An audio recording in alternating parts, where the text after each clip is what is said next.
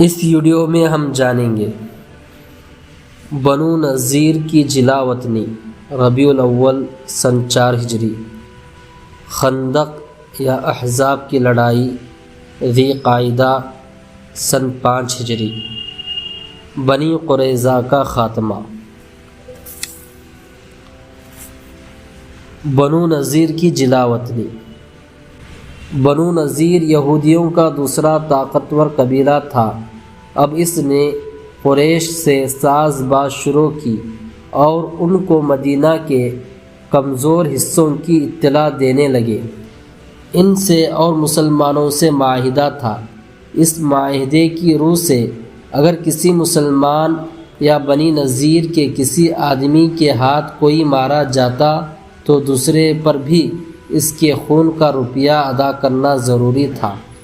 بنی عامر کے 2 آدمی ایک جنگی غلطی سے ایک مسلمان کے ہاتھ سے اتفاق سے مارے گئے، حالانکہ ان کے پاس رسول اللہ صلی اللہ علیہ وسلم کا امان نامہ موجود تھا۔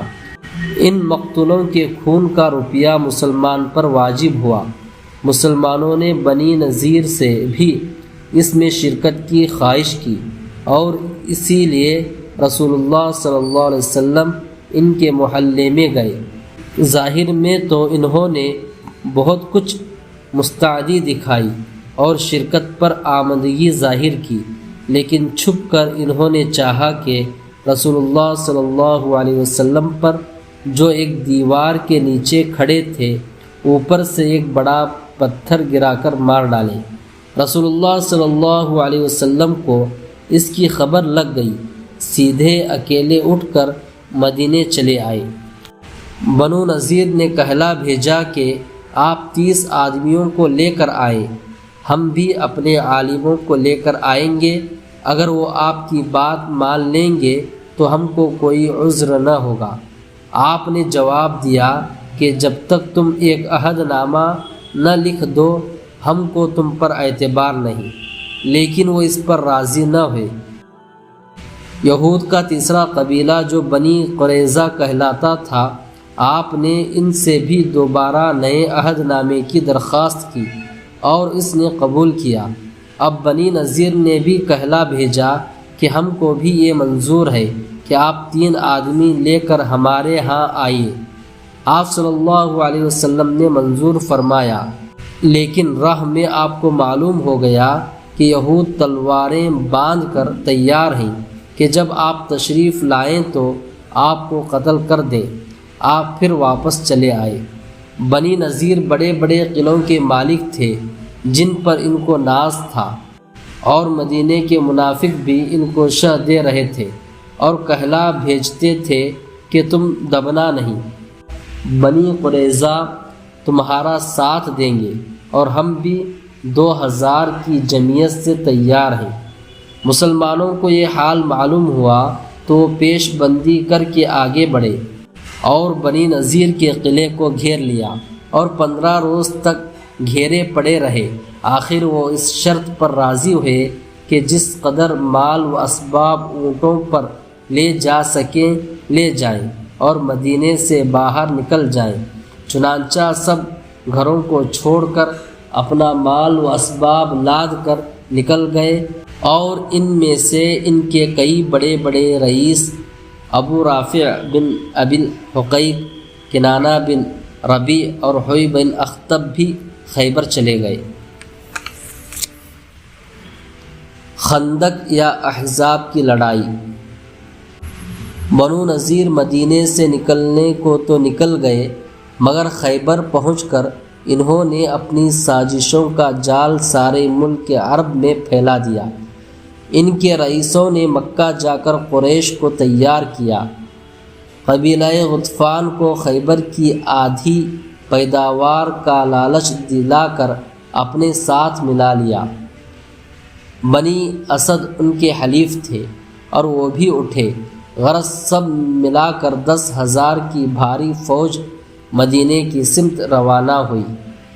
حضرت صلی اللہ علیہ وسلم کو جب اس کا پتہ چلا تو مسلمانوں سے مشورہ کیا۔ مسلمانوں کو احد کی لڑائی کا تجربہ ہو چکا تھا۔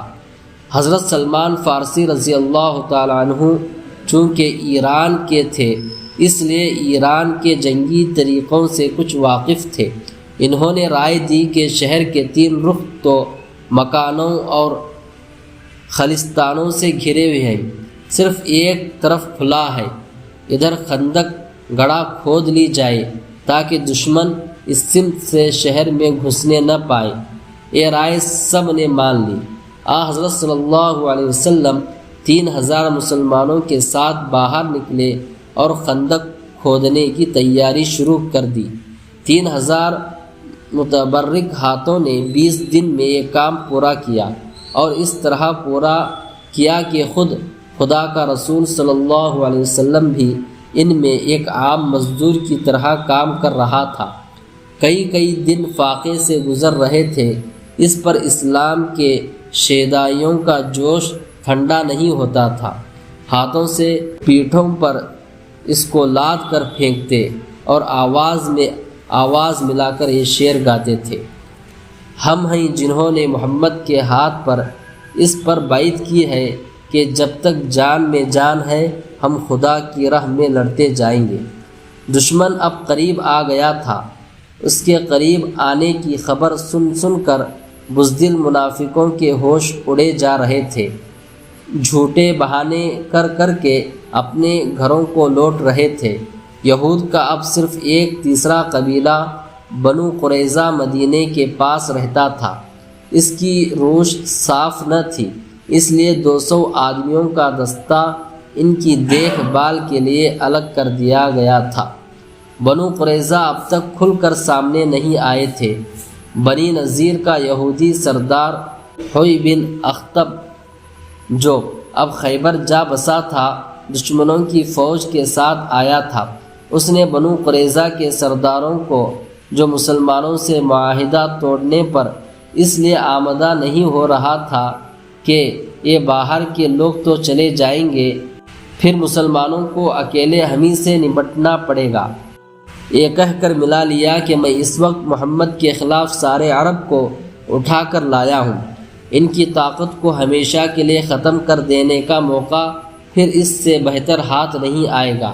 اس دلیل سے لاچار ہو کر وہ بھی دشمنوں سے مل گیا، اور حوی نے اس کو یقین دلایا کہ اگر قریش اور غطفان تم کو بے یار و مددگار چھوڑ کر چلے جائیں گے تو تمہارا ساتھ دیں گے۔ کفار 20 دن تک مدینے کے گرد گھیرا ڈالے پڑے رہے اور شہر پر حملہ کرنے کی کوئی راہ نہیں پاتے تھے۔ ایک جگہ خندق کی چوڑائی کم تھی۔ ایک دن انہوں نے بڑی تیاری کر کے اسی رخ سے حملہ کرنا چاہا۔ عمر بن عد جو قریش کا سب سے بڑا بہادر تھا، گھوڑا کدا کر اس پار آ گیا۔ ادھر سے ذوالفقار والا ہاتھ بڑھا اور ایک ہی وار میں تلوار شانے تک اتر آئی۔ حضرت علی رضی اللہ تعالی عنہ نے اللہ اکبر کا نعرہ مارا اور فتح کا اعلان ہو گیا۔ حملے کا یہ دن بڑا سخت گزرا۔ دشمن ہر طرف سے تیر اور پتھر برسا رہے تھے۔ مسلمان عورتیں جس قلعے میں محفوظ تھیں وہ بنی قریظہ کے پاس تھا، اور بنی قریظہ نے یہ دیکھ کر مسلمان تو ادھر پھنسے ہیں، ادھر اس خالی قلعے پر قبضہ کر لیا جائے۔ ایک یہودی قلعے کے پھاٹک پر پہنچ چکا تھا کہ حضرت زبیر کی ماں صفیہ نے، جو حضرت صلی اللہ علیہ وسلم کی پھوپھی تھی، آگے بڑھ کر اس کا کام تمام کر دیا اور اس کا سر کاٹ کر میدان میں پھینک دیا۔ یہ دیکھ کر بنی قریظہ سمجھے کہ یہ قلعے میں بھی کچھ فوج ہے، اس لیے ادھر ہمت نہ کی۔ محاصرہ جتنا طویل پڑتا جاتا تھا، دشمنوں کا میل ملاپ آپس میں کم ہوتا جاتا تھا۔ غطفان کا قبیلہ مدینے کی کچھ پیداوار سالانہ لے کر لوٹنے پر آمدہ تھا۔ اس کے ایک رئیس نے، جو در پردہ مسلمان ہو چکے تھے، مگر ان کا مسلمان ہونا ابھی سب کو معلوم نہ تھا، قریش اور یہود سے جا کر الگ الگ ایسی باتیں کی جن سے دونوں میں پھوٹ پڑ گئی۔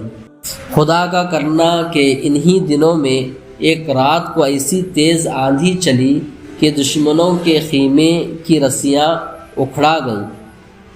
کھانے کی ہانڈیاں چولہوں پر الٹ جاتی تھیں۔ سردی میں ہوا کی اس تیز باڑھ نے بھی کفار کے دل کپ کپا دیے۔ ان سب باتوں نے مل جل کر ساتھی فوجوں احزاب کے پاؤں اکھاڑ دیے۔ بنو قریظہ ان کا ساتھ چھوڑ کر اپنے قلعوں میں چلے گئے۔ غطفان بھی روانہ ہو گئے۔ یہ دیکھ کر قریش بھی ناچار محاصرہ چھوڑ کر چلے گئے اور مدینے کا کنارہ 20-22 دن تک غبار میں اٹ کر پھر صاف پڑ گیا۔ بنی قریظہ کا خاتمہ۔ بنی قریظہ نے ایسے نازک موقع پر مسلمانوں کے ساتھ بدعہدی کی وہ معاف کرنے کے قابل نہ تھی۔ حوی بن اخطب جو عربوں کے اس جتھے کا بانی تھا، بنی قریظہ کے ساتھ ان کی امان تھی، اس لیے حضرت صلی اللہ علیہ وسلم نے کفار کی اس متحدہ فوج کا شیرازہ بکھرنے کے ساتھ ہی بنو قریظہ کا رخ کیا۔ ان کے قلعے بند ہو گئے، 1 مہینے تک ان کا گھیرا کیے پڑے رہے۔ آخر انہوں نے یہ درخواست کی کہ ان کا معاملہ ان کے حلیف قبیلہ اوس کے مسلمان سردار سعد بن معاذ کے سپرد کیا جائے، وہ جو فیصلہ کرے ان کو خوشی سے منظور ہوگا۔ سعد بن معاذ خندق کی لڑائی میں ایک تیر کا زخم کھا کر نڈھال ہو رہے تھے، پھر بھی وہ آئے۔ ان کے قبیلے کے لوگ یہ چاہتے تھے کہ ان کی خطا معاف کر دی جائے، مگر سعد نے نہ مانا اور یہ فیصلہ کیا کہ ان میں جو لڑنے کے قابل ہوں وہ قتل کر دیے جائیں اور عورتیں اور بچے قید ہوں اور مال و اسباب مسلمانوں میں تقسیم کر دیا جائے۔ اسی فیصلے پر عمل ہوا اور یہود کے اس تیسرے قبیلے کا بھی خاتمہ ہوا اور ان سرمایہ داروں کی زمینیں اور جائیدادیں غریب کام کرنے والے مسلمانوں